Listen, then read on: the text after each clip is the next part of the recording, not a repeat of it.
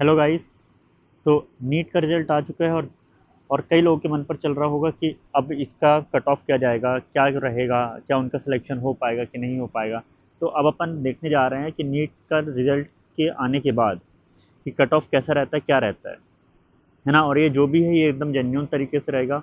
ये जो एनटीए ने अपनी साइट पर प्रोफार्मा रिलीज़ कर रखा है, इस प्रोफार्मा के बेसिस पर ही अपन क्या करेंगे, अपन एनटीए के रिजल्ट का एनालिसिस करेंगे, है ना। और ये जो सारी चीज़ें रहेगी एकदम जेन्युइन 100% रहेगी कि आप एकदम अपने रिजल्ट के आसपास तक पहुंच पाओगे।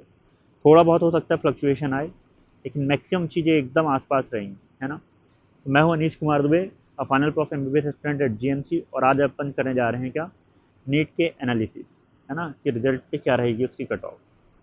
देखिए, सबसे पहले ये जो एनटीए ने जो प्रोफार्मा दिया है, इसमें अगर अपन लेफ्ट से राइट की तरफ चलते हैं तो ये हमारे पास ईयर का डिस्ट्रीब्यूशन है कि 2019 में क्या था, 2020 में क्या था, 2021, 22, 23, 24 में क्या था।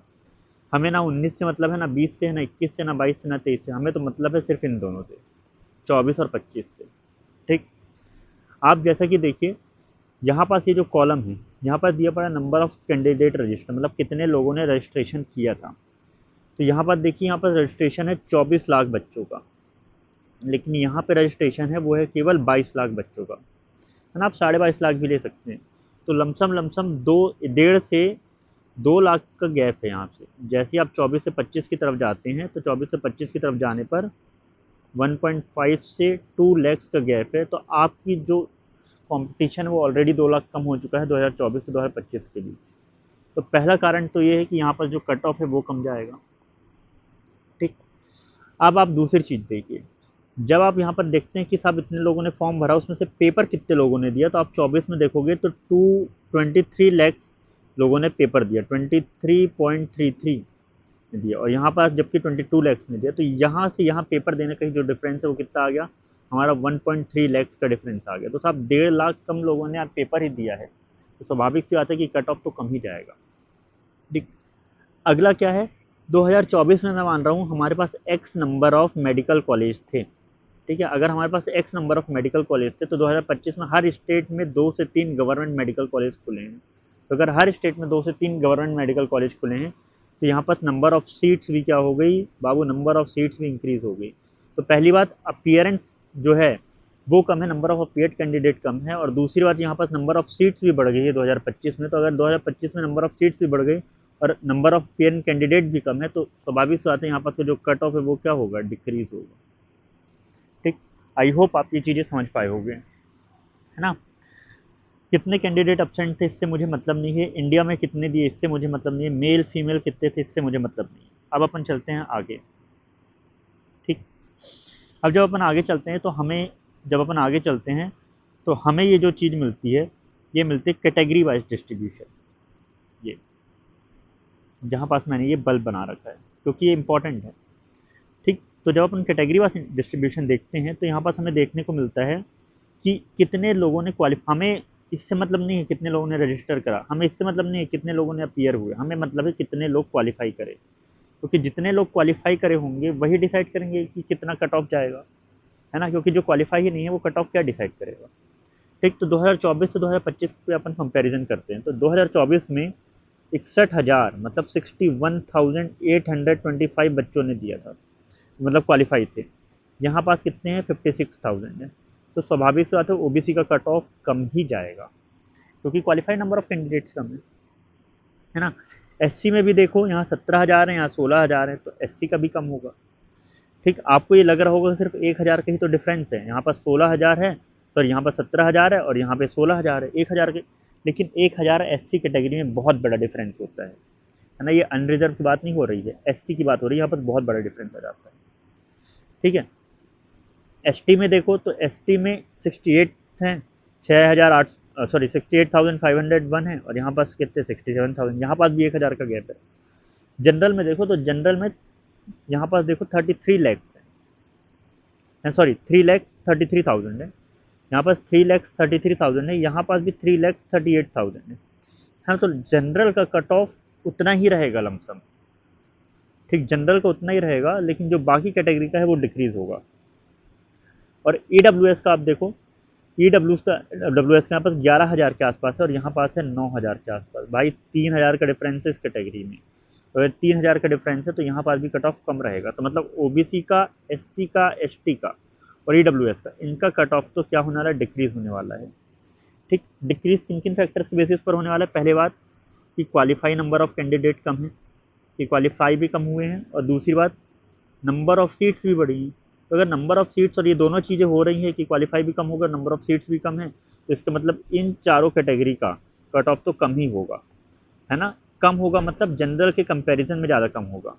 क्या जनरल का भी कम होगा? हाँ।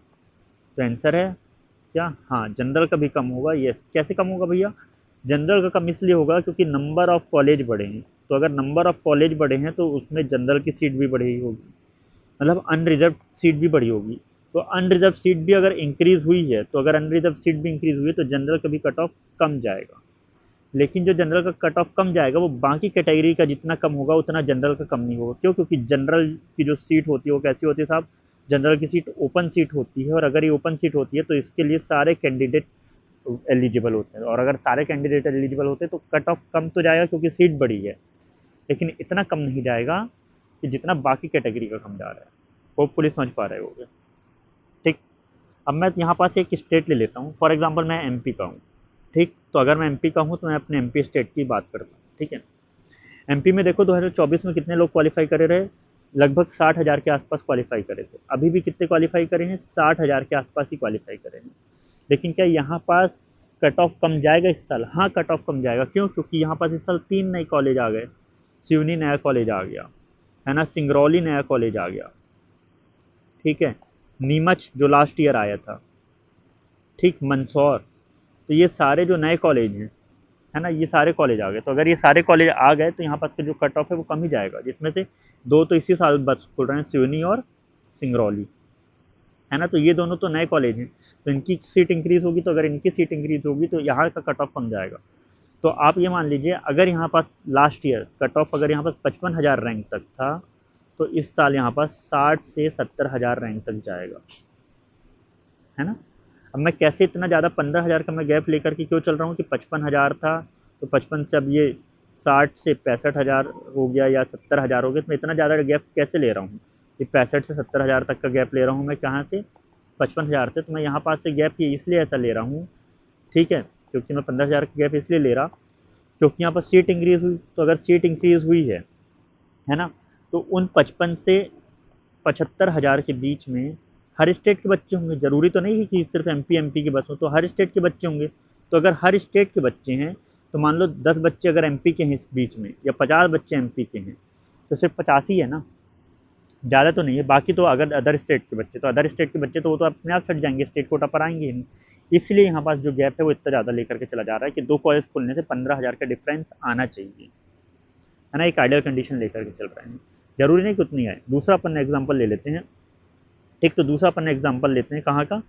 अपन एग्जाम्पल लेते हैं, फॉर एग्जाम्पल सिक्किम का ले लेते हैं। चलो सिक्किम का लिए, तो सिक्किम में क्वालिफाई हुए थे कितने? 803। इस साल कितने हैं? 643। मतलब केवल जब 643 क्वालिफाई हुए हैं, पहले 803 थे। तो अब जब 200 बच्चे ही कम हो गए तो इनका तो कंपटीशन ही कम हो गया ना। तो जब 200 बच्चों में कंपटीशन कम हो गया तो यहाँ पर स्वाभाविक सी बात है जो कट ऑफ है वो तो गिरेगी, है ना। तो ऐसे आप अपने स्टेट का कंपेरिजन कर सकते हो।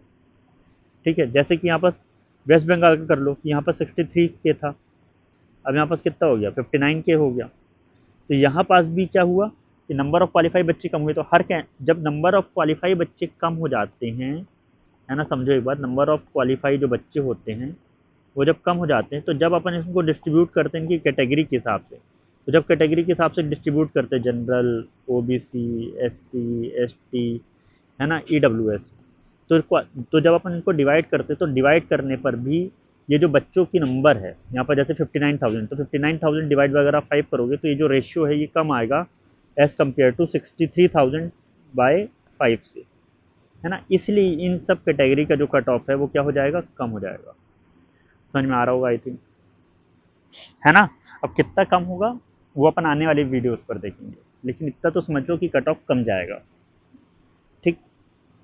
अब दूसरी चीज़ देखो कि क्वालिफाइंग मार्क्स कैसे निकाला जाता है ना, कि क्वालिफाइंग परसेंट निकालने का क्या क्राइटेरिया होता है। मान लो 100 बच्चों ने पेपर दिया, अगर 100 बच्चों ने पेपर दिया तो उसमें से जो 50 परसेंटाइल है, मतलब इतने बच्चे जो कि 50% से आगे हैं, है ना, उसको कहा जाता है कि ये क्वालिफाइंग मार्क्स है। यहाँ पास कितना था 162, यहाँ पास कितना है 144। ये कम कैसे हो गया? कम ऐसे हुआ कि जो 24 का पेपर था वो कैसा आया था, सिंपल। जब पेपर सिंपल आया था तो 50% से ज़्यादा स्कोर करने वाले बच्चों के नंबर क्या था, ज़्यादा। तो अगर बच्चों का नंबर ज़्यादा था तो ये मार्क्स ज़्यादा हो गया। लेकिन अब पेपर आ गया टफ, तो पेपर का टफ आ गया तो 50% से नंबर जो था वो क्वालिफाई करने वालों का क्या हो गया, कम। तो इसलिए ये जो मार्क्स है वो कैसा हो गया, कम हो गया, है ना। ठीक है, ये वही चीज़ है जो अपन आगे डिस्कस कर चुके हैं, है ना। इसके बाद यहाँ पास आ जाओ, ये जो रैंक है, अब देखो एमपी में जो रैंक होती है वो 50,000 तक लास्ट ईयर कॉलेज मिल रहा था। अब जो 50,000 तक लास्ट ईयर कॉलेज मिल रहा था, क्योंकि मैं एमपी का हूँ तो एमपी की बातें ज़्यादा करूँगा, है ना। एक एग्जांपल भी ले लो, एमपी में लास्ट ईयर 50,000 रैंक तक मिल रहा था, और 50,000 रैंक कितने पर मार्क्स पर थी, 330 मार्क्स पर। तो इस साल ये जो मार्क्स हैं वो कितने हो गए हैं, 502, और रैंक क्या है 50,000, तो रैंक तो सेम ही है ना। ठीक, तो इस रैंक तक यहाँ पास ये जो भी बच्चे हैं ये सेफ हैं एमपी स्टेट कोटा के, है ना। ऐसे हर स्टेट का। तो आप मार्क्स से कंपैरिजन मत करना कि 630 में मिल गया रहा या 635 में मिल गया रहा पिछले साल, तो क्या इस साल इतने मार्क्स पर मिल जाएगा, नहीं। आपको क्या देखना, आपको देखना है रैंक, कि अगर इतनी रैंक है तो इतने रैंक में मेरे क्या आ रहा है। लास्ट ईयर मुझे अगर एक्स रैंक में, ठीक है, वाई कॉलेज मिला था, तो इस साल भी मुझे वही एक्स रैंक पर वो वाई कॉलेज मिलेगा। वो मार्क्स वेरी कर सकते हैं, समझ रहे हो ना।